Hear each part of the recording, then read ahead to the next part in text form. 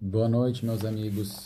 Estamos aqui na nossa palestra de segunda-feira da Sociedade Espírita Caminho da Luz. Quero agradecer sempre a presença de tantos amigos, que nos acompanham, que de alguma forma estão vinculados ao nosso coração, da nossa casa, que têm a paciência conosco, que, como sendo nossos amigos, sabem dos nossos defeitos e mesmo assim, querendo um pouquinho do perfume de Jesus, toleram esses defeitos para que a gente possa meditar um pouco nos seus ensinamentos, de forma que a gente empresta só a nossa energia. Tudo que é bom, todo o conteúdo provém do Cristo, e esse Cristo que a gente ama muito, Eu aproveitei que a dona Hilda entrou há pouco ali, na nossa live, que depois vai ficar gravada.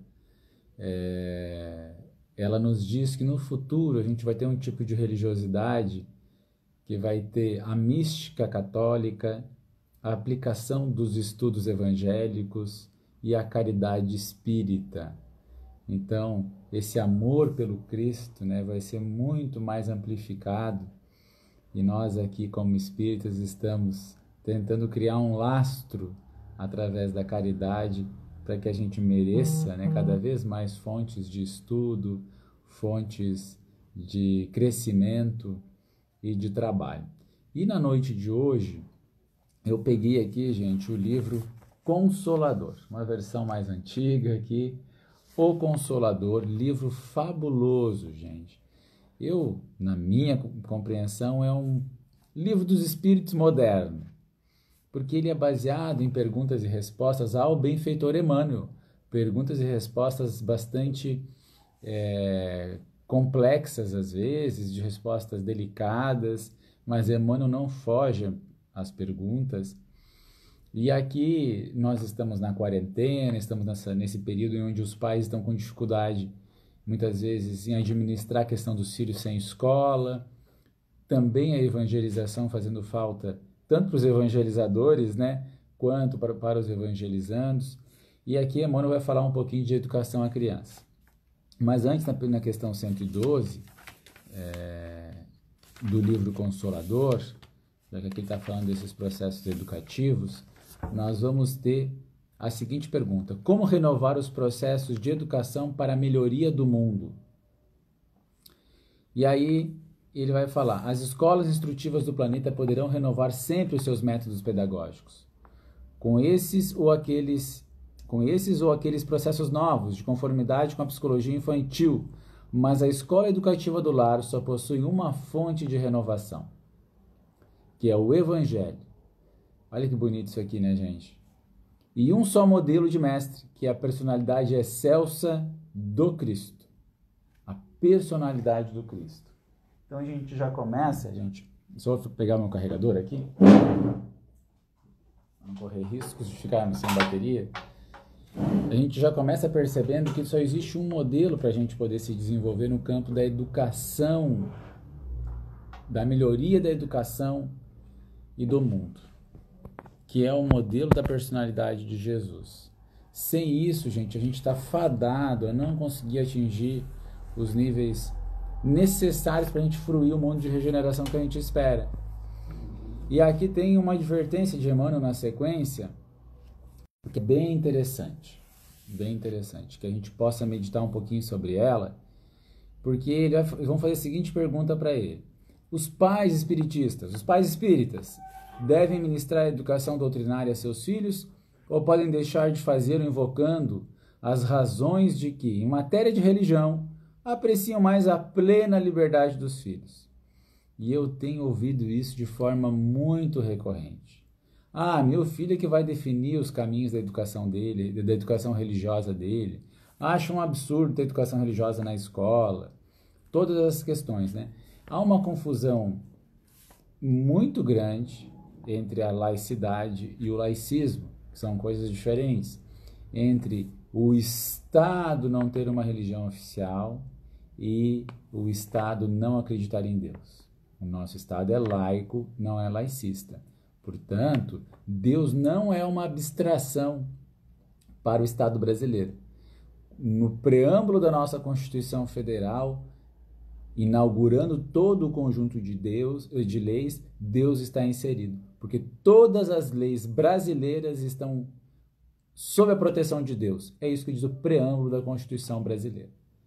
Né? O legislador, possivelmente inspirado, demonstrou que, embora laico, o Estado brasileiro é crente. E para o Estado brasileiro, Deus não é uma figura abstrata. Se para o Estado não é, por isso que são protegidas todas as manifestações religiosas, inclusive os nomes dos estados de cunho religioso, Santa Catarina, São Paulo, né, e Espírito Santo, até os nossos times de futebol, né, tem uma associação com a religiosidade. Então a religiosidade ela faz parte da nossa vida. E quando nós incluímos uma religiosidade sadia nas crianças, com certeza é um instrumento de salvação. Está lá no Evangelho segundo o Espiritismo. Sugestão de Kardec, né? Que a gente diga às crianças: Deus te vê, meus filhos. Porque a noção da onisciência de Deus faz a gente analisar e repensar os nossos atos com outro olhar, mesmo que não esteja ninguém olhando, mesmo que ninguém saiba o que eu estou fazendo, Deus está vendo. E nós espíritas sabemos mais ainda, que nada é oculto aos espíritos. Portanto, nossos atos serão conhecidos de todos. Nossos crimes, nossos desatinos, às vezes que nós enganamos as pessoas, tudo será descoberto em algum momento. Então, qual é o compromisso que a gente deve ter nesse sentido? O compromisso de ser cada vez mais transparente consigo, de reconhecer os nossos defeitos, as nossas falhas, mas imaginar que alguém está nos acompanhando, que alguém é testemunha dos nossos atos. Então, uma boa noite a todos que estão entrando aí. Vi que a Biba entrou, o Fabrício tinha entrado, a Camila, Giovana. Um abraço no coração de todo mundo que está entrando ao vivo. O pessoal que vai assistir gravado, a gente não consegue saber quem está entrando. Então, a pergunta de Emmanuel é muito clara, né, gente? Os pais espiritistas devem ministrar a educação doutrinária a seus filhos ou podem deixar de fazê-lo invocando as razões de que, em matéria de religião, apreciam mais a plena liberdade dos filhos? Olha o que Emmanuel vai dizer para nós. O período infantil em sua primeira fase é o mais importante para todas as bases educativas. E os pais espiritistas cristãos não podem esquecer de seus deveres de orientação aos filhos nas grandes revelações da vida. Em nenhuma hipótese, essa primeira etapa das lutas terrestres deve ser encarada com indiferença. Ou seja, aqui Emmanuel já elimina como coerente essa abordagem de que a gente tem que ser indiferente em matéria de religiosidade. O pretexto de que a criança deve desenvolver-se com a máxima noção de liberdade pode dar ensejo a graves perigos. Já se disse no mundo que o menino livre é a semente do celerado. Olha, gente, Emmanuel não está economizando termos fortes aqui para falar disso aí. O menino livre é a semente do celerado. Então aqui, limites, né, gente? Orientações. E tanto que ele está falando de limite, olha o que ele vai dizer. Ele vai falar que a reencarnação já é um limitador. Porque você já nasce numa família X, nas condições sociais X, no país tal, com um conjunto de leis específicas, a sua necessidade evolutiva. Então o programa reencarnatório ele já é por si só, de certa forma, ele é modelador, né, de certos parâmetros. A própria reencarnação não constitui em si mesma restrição considerável à independência absoluta da alma, necessitada de expiação e corretivo.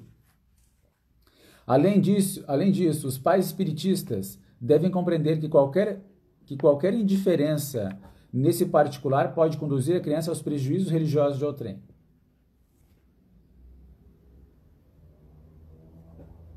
Isso que é interessante, né, gente? Porque como nós estamos organizando um processo das gerações futuras, seja como evangelizadores, como pais, como tios, enfim, como avós, nós estamos modelando o mundo do futuro, nós podemos estar gerando um prejuízo às demais pessoas. E é interessante, eu vou repetir aqui essa frase, agora até o final, para a gente entender quais são as armadilhas viciantes e enclausurantes que, se nós não cuidarmos, a gente vai colocar os nossos jovens e as nossas crianças. Além disso, os pais espiritistas devem compreender que qualquer indiferença nesse particular pode conduzir a criança aos prejuízos religiosos de outrem, ao apego do convencionalismo e à ausência de amor à verdade. O apego ao convencionalismo, gente, é aquela criança que tem que ter roupa de marca X, senão não é feliz, que tem que ser magra, senão não é feliz, tem que ser Y, senão não é feliz, e que tem que ter a opinião tal, que se o pai não for o pai daquele jeito que ele espera que o pai seja, ele já não é um pai que serve. Se ele não pode viajar para tal destino, já os pais já não prestam mais, né? Se ele não consegue fugir do convencionalismo social, se o que o coleguinha faz, todos têm que fazer. E muitos filhos acabam humilhando os seus pais. Humilhando os seus pais. Então, nosso compromisso de a gente melhorar nesse sentido, né? Emancipar através da religiosidade. E aí as figuras de Francisco de Assis, de Madre Teresa de Calcutá, de Chico Xavier, elas fazem isso, gente. Elas conseguem nos emancipar da matéria. E não é necessário que a gente deixe de viver na matéria, só que a gente passa a não ser escravo dela. A gente consegue ter uma distância dela. O próprio Allan Kardec vivia numa sociedade elitizada de país, só que ele não era escravo da matéria. Quando ofereceram para ele um emprego em troca de negar o espiritismo, ele abandonou o emprego. E foi trabalhar onde ele poderia manifestar a sua religiosidade. Portanto, é você ter condição de viver no meio que você foi inserido pela vida, mas sem apego ao convencionalismo. Isso é muito, muito profundo o que o Emmanuel está dizendo. E a ausência de amor à verdade. Olha que bonito isso, gente. Falar para a criança, tu tem que ter amor à verdade. É muito mais do que ser o dedo duro, né? O amor à verdade é uma construção dentro de si que pode equacionar certos parâmetros de justiça natural, seja no dividir o lanche, seja no contar uma história sem ferir a verdade, né? Contar uma história fala também do que fez de errado, fala também do que fez de certo, defender o amigo que agiu de forma errada, muitas vezes mostrando os condicionantes que ele estava vinculado. Olha que bonito a gente construir essas relações. Não é o pai que sempre acha que o filho é o errado e nem acha que sempre o filho é o certinho da história, porque ele consegue construir no filho esse amor à verdade. E, claro, serve para nós também. Deve nutrir-se o coração infantil com a crença, com a bondade, com a esperança e com a fé em Deus. Agir contrariamente a essas normas é abrir para o faltoso de ontem a mesma porta larga para os excessos de toda sorte, que conduzem ao aniquilamento e ao crime.